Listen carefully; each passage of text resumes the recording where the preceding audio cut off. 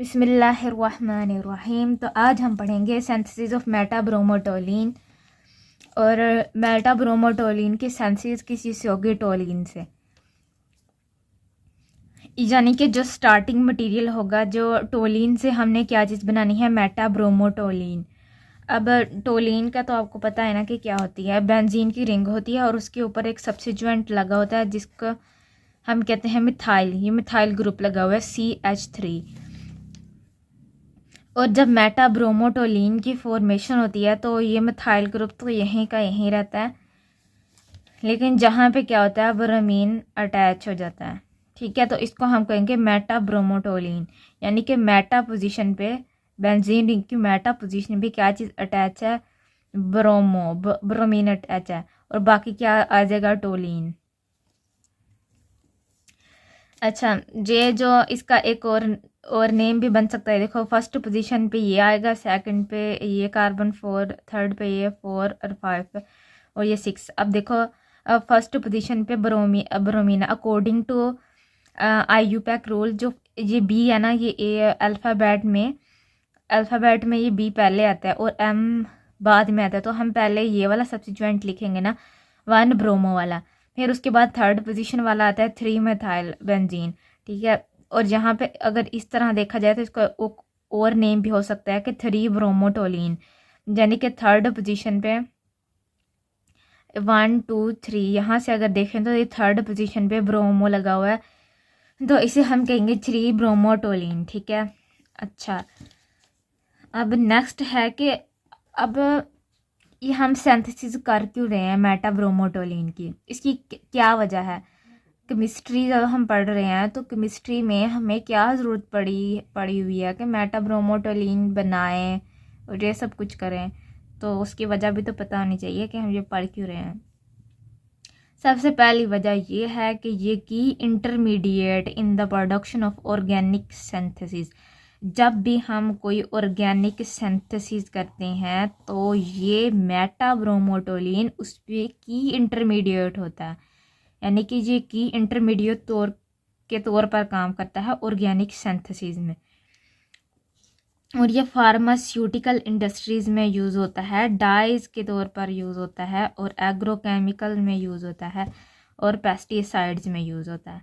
ठीक है, अब जब हमें पता चल गया है कि मेटाब्रोमोटोलिन क्यों बनाई जाती है और किस चीज़ के लिए इस्तेमाल की जाती है, तो हमें इसका सारा प्रोसीजर, इसकी डिटेल और इसका मैकेनिज़्म अच्छे से पता होगा तो ही हम ये सब चीज़ें बना सकेंगे ना। जब हमें कुछ पता नहीं होगा तो क्या बना सकेंगे, और क्या ही हम ऐसे फार्मास्यूटिकल इंडस्ट्री में यूज़ कर सकेंगे कुछ भी।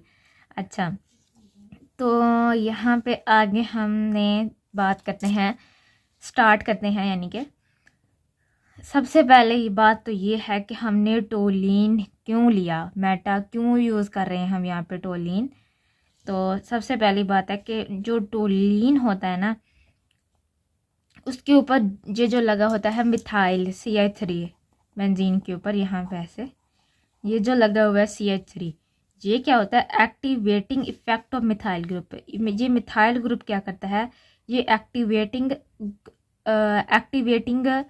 यानी कि वो इफेक्ट कोज करता है। और ये मिथाइल इलेक्ट्रॉन डोनेटिंग ग्रुप होता है जो कि more reactive electrophilic substitution and bromination,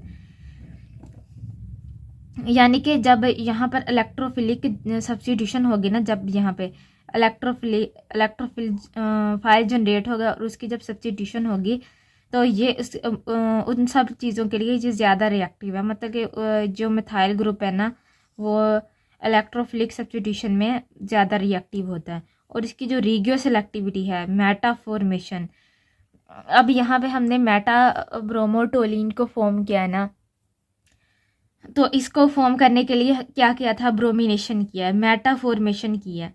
Meta formation करने के लिए वो कहते हैं कि CH3 ग्रुप हो और ब्रोमिनेशन अंडर कंट्रोल कंडीशन। अगर तो CH3 ग्रुप है यहाँ पे, तो ब्रोमिनेशन जो होगी वो अंडर कंट्रोल कंडीशन में होगी। और डीएक्टिवेटिंग एजेंट, और इसके अंदर डीएक्टिवेटिंग एजेंट यूज़ होंगे लाइक H2SO4 एंड HNO3। और जहाँ पे जो प्रेफर करेंगे ब्रोमिनेशन को, ब्रोमिनेशन को कि पैरा पोजीशन पर ही जाके लगे प्रोडक्ट ना, सॉरी मेटा पोजीशन पे जाके लगे। तो ये सारे जो हैं चाहे वो H2SO4 है, HNO3 है या मिथाइल ग्रुप है, ये सब की प्रेफरेंस क्या होती है कि जो ब्रोमीन है ना वो जाके उसके पैरा पोजीशन पे मेटा पोजीशन पे जाके लगे मेटा पोजीशन पे, ठीक है। अब ये नेक्स्ट हम देख लेते हैं कि जब फर्स्टली जो होता है ना नाइट्रेशन ना, जब हम फर्स्टली क्या करेंगे नाइट्रेशन, इसमें क्या होगा कि HNO3 और H2SO4 यूज़ होंगे और कंट्रोल्ड कंडीशन होगी, रिडक्शन होगा और सिंड्रोम रिएक्शन होगा या फिर डाईएजोटाइजेशन होगी।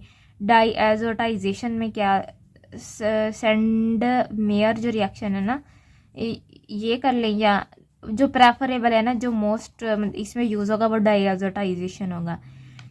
इसमें जो है अमाइनो ग्रुप होगा, प्राइमरी अमाइनो ग्रुप जो होगा उसको सोल्ट में कन्वर्ट किया जाएगा, उसके अंदर सोडियम ये वाला NaNO2 प्लस HCl और प्लस H2SO4 को यूज़ किया जाएगा। इसमें मैकेनिज़्म को अगर हम देखें तो इसके मैकेनिज़्म ये क्या आएगा कि सबसे पहले किसका मैकेनिज़्म है, ये हमने जो टोलिन बनाया है, टोलिन से जो मेटा ब्रोमोटोलिन बनाया है उस चीज़ का मैकेनिज़्म है।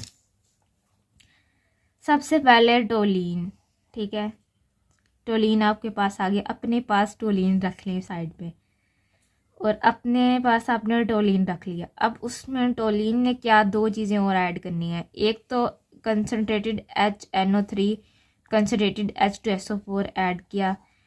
तो जब हमने toluene concentrated HNO3 concentrated H2SO4 add किया तो हमारे पास क्या चीज़ बन के आई, जो प्रोडक्ट की फॉर्मेशन हुई उसमें था, एक तो था ये ऑर्थो, ये कौन सी पोजीशन है ऑर्थो, और ये कौन सी पोजीशन है पैरा।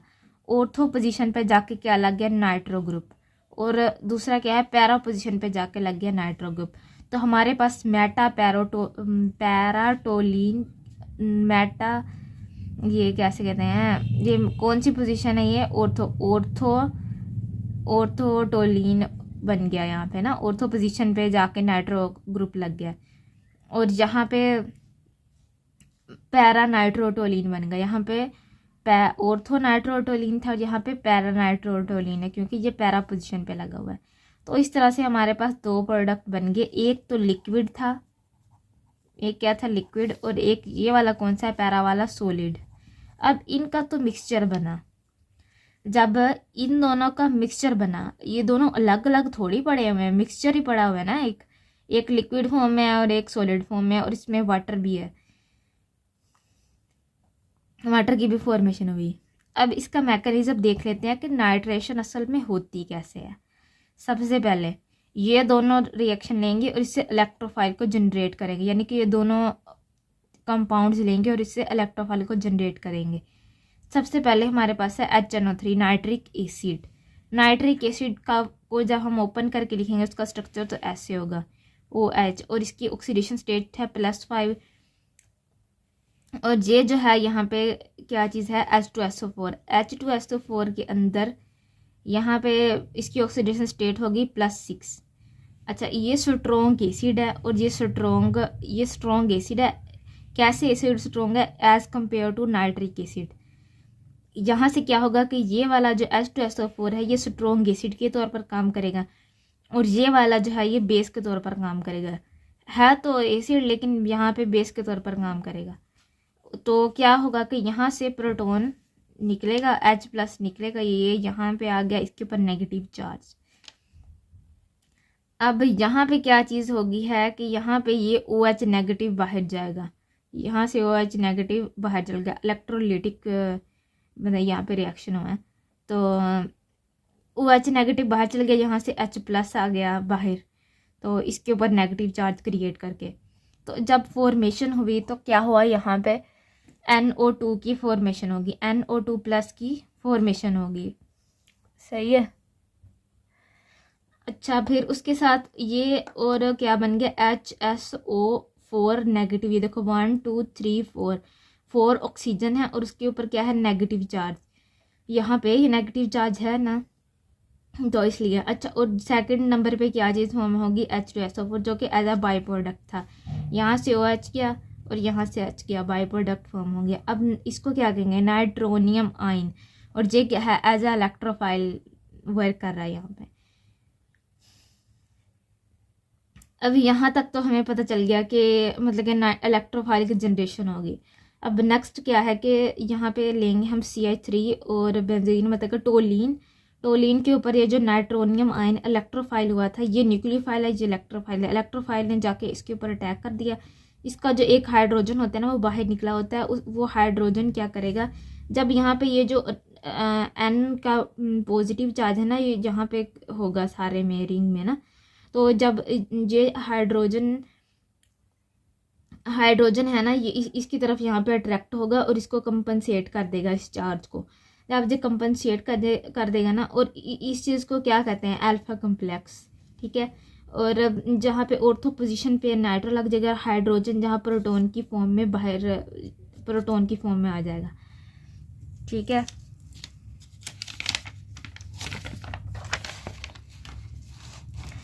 अब नेक्स्ट जो है वो सेपरेशन ऑफ पैरा प्रोडक्ट, ठीक है, थ्रू रिक्रिस्टलाइजेशन।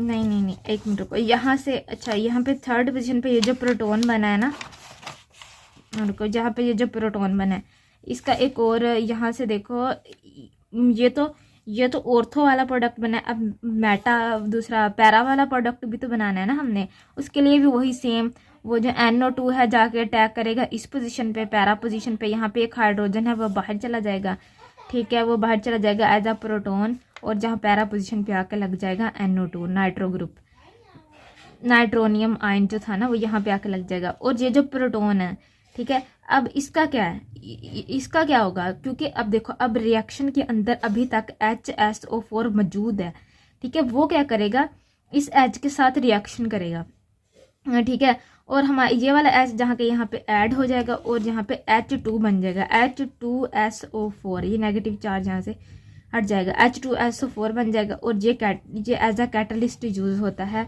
इस नाइट्रेशन में, ठीक है, क्योंकि ये पहले यूज हुआ रिएक्शन के दरमियान, फिर बाद में एज इट इज़ वापस आ गया, हमें मिल गया। नंबर 2 पे है separation of para product through recrystallisation. अब हमने नाइट्रेशन ऑफ टोलीन तो कर ली, अब उससे हमें क्या चीज़ मिल गई, ऑर्थो प्रोडक्ट मिल गया, ऑर्थो नाइट्रोटोलीन और पैरा नाइट्रोटोलीन मिल गया, ठीक है। अब हमने क्या करना है कि हमने ये सॉलिड फॉर्म लेनी है, ये मिक्सचर बना हुआ है लिक्विड का और सॉलिड का। अब हमने कुछ ऐसा करना है जिससे हमें ये सॉलिड फॉर्म मिल जाए, है ना, ये सॉलिड पैरा नाइट्रोटोलीन मिल जाए। तो अब हम क्या करेंगे, separation of para product through recrystallisation. अब इस मिक्सचर की हम रिक्रिस्टलाइजेशन करेंगे, ठीक है। तो इसके रिक्रिस्टलाइजेशन के लिए हम इसको एक सॉल्वेंट में ऐड करेंगे। जब इस सॉल्वेंट को ऐड करेंगे तो उसके बाद ना हमें पैरा नाइट्रोटोलीन, ये पैरा प्रोडक्ट मिल जाएगा। अब ये सेपरेट हो गया। अब जो थर्ड नंबर पे जो चीज़ है रिडक्शन, जब पैरा नाइट्रोटोलीन हमें मिल जाएगा थ्रू रिक्रिस्टलाइजेशन, तो अगला स्टेप क्या होगा, रिडक्शन। रिडक्शन से पता क्या होगा, देखो, रिडक्शन में हम लेंगे टिन एंड HCl लेंगे। ये जो NO2 को ना, नाइट्रो ग्रुप को जब अमाइनो में कन्वर्ट करना होता है तो रिडक्शन करते हैं। और रिडक्शन में कौन सी चीज़ें लेते हैं, टिन एंड हाइड्रोक्लोरिक एसिड, ठीक है। अब ये जो नाइट्रो ग्रुप होगा वो किस चीज़ में कन्वर्ट हो जाएगा, NH2 में। अब हमने एक इसको हम क्या कहेंगे, पैराटोलोडीन, ठीक है, ये चीज़ तो बना ली। अब हमने यहाँ तक तो काम कर लिया। अब ये वाली चीज़ को ना, अब हमने आगे देखना है क्या होगा, एसिटाइलेशन, ठीक है, protect the amine group NH2।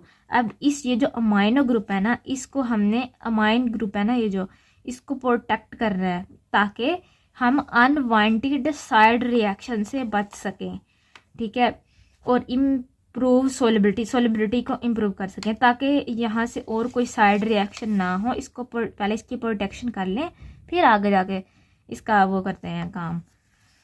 Next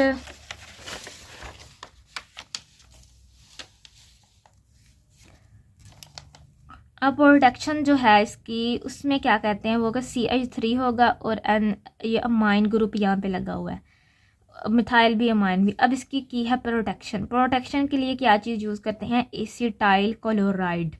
acetyl chloride का जब रिएक्शन हुआ तो यहाँ से एक हाइड्रोजन निकल गया और उसकी जगह पे आके क्या चीज़ लग गई, ये देखें, ये CH, यहाँ से एक हाइड्रोजन रिमूव हुआ और यहाँ से CH2, यहाँ से CH3 गया, CH3, ठीक है, ये वाली चीज़ गई और इसके साथ क्या चीज़ फॉर्म हो गई, यहाँ से HNC डबल बॉन्ड OCl यहाँ पे लग गया।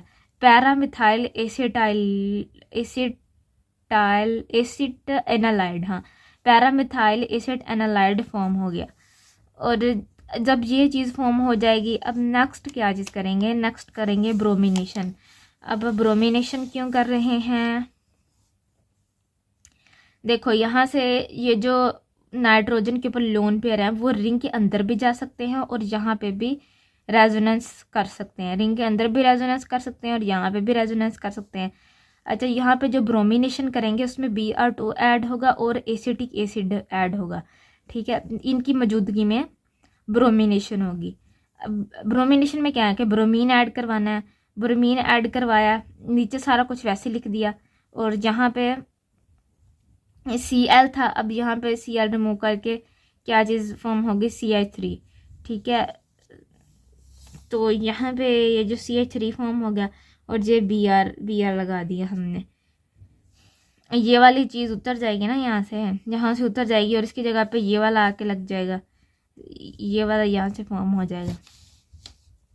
अच्छा, अब डी प्रोटेक्शन करेंगे। डी प्रोटेक्शन में क्या होता है कि ये जो CH3 और NH है ना, ये जो 2-bromo-4 मिथाइल एसिड एनालाइड है, ये क्या करेगा, यहाँ से ब्रेक होगा और ये जो इसके अंदर ये डी प्रोटेक्शन कैसे होती है, H+ होता है और H2 होता है, ठीक है। ये जो H+ है ना, यहाँ पे आके ऐड हो जाता है, ये वाला बाहर चला जाता है, तो यहाँ पे NH2 लग गया और Br वैसी का वैसी था, ये भी वैसी का वैसी था।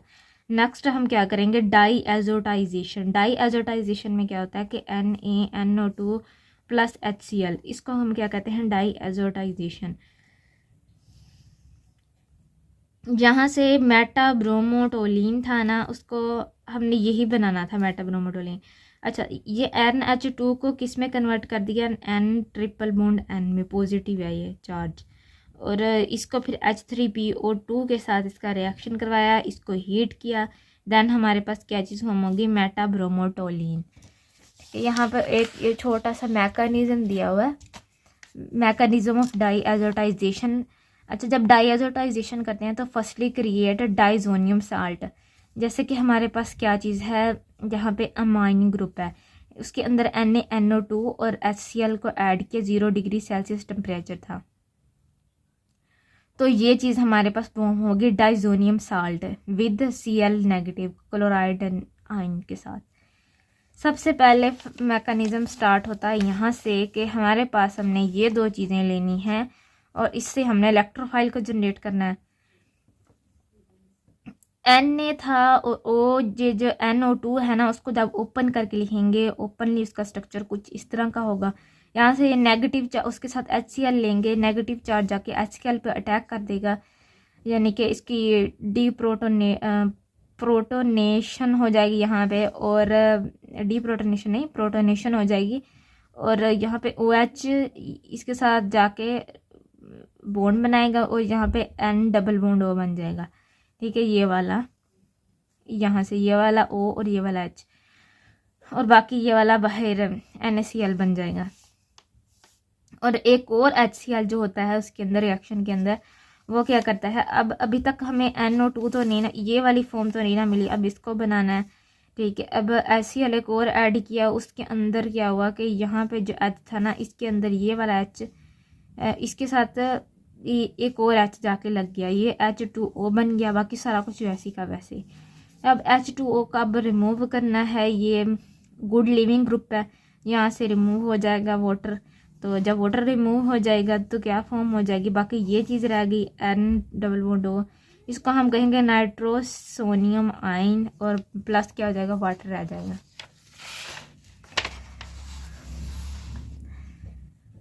अब नेक्स्ट जो है ये जो क्या से कहते हैं एंड अमाइनो ग्रुप, ये जो NH2 लगा होता है नीचे अमाइन ग्रुप बेंजीन के ऊपर, बेंजीन के ऊपर जो अमाइन ग्रुप लगा हुआ है, जो नाइट्रोसोनियम आयन था है ना, ये इसके साथ ये इलेक्ट्रोफाइल के तौर पर एक्ट करेगा यहाँ पे।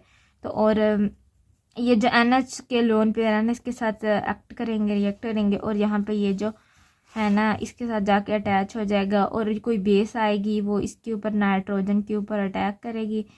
और यहाँ पे फिर ये जो यहाँ से एक हाइड्रोजन, जहाँ 2 हाइड्रोजन है ना, यहाँ से एक हाइड्रोजन क्या हो जाएगा, चला जाएगा, और उसके बाद एक हाइड्रोजन रह जाएगा। ये जो लोन पे रहे नाइट्रोजन के वो यहाँ पे बॉन्ड बनाएंगे, और जे वाला जो बॉन्ड है ना यहाँ पे आके इस नेक्स्ट HCl के साथ अपने क्या है यहाँ पे HCl के साथ आके वो रिएक्ट करेगा, यहाँ से HCl रिमूव हो जाएगा।